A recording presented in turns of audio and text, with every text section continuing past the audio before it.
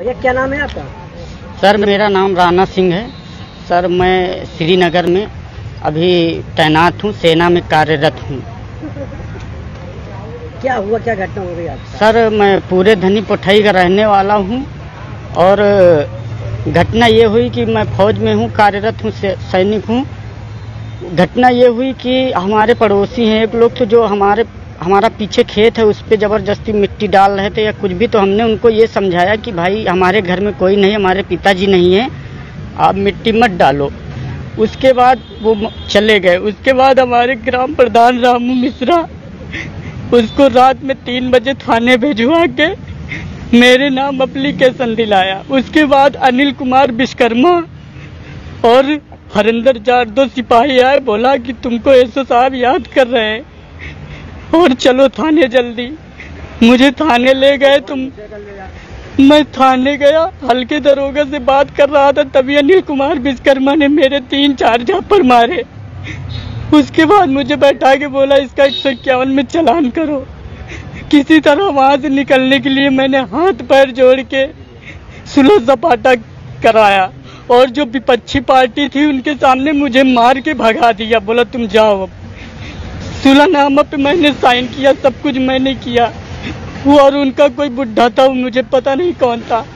आज रामू मिश्रा, आज की दिनांक में रामू मिश्रा 2 पुलिस आई है, बाहर विपक्षी टीम को बैठा के 60 गार्ड बनाया, बोला इसको साले को फंसा दो।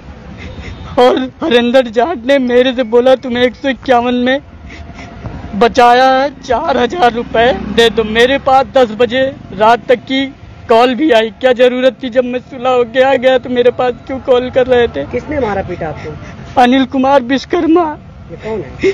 ये कांस्टेबल है थाना डी। और थानेदार ने क्या कहा? थानेदार को मैं रो रो के वही बताया कि सर मेरे को मारा है। बोला चलो ठीक है, कोई बात नहीं, तुमको मैं सुलह करा रहा हूँ।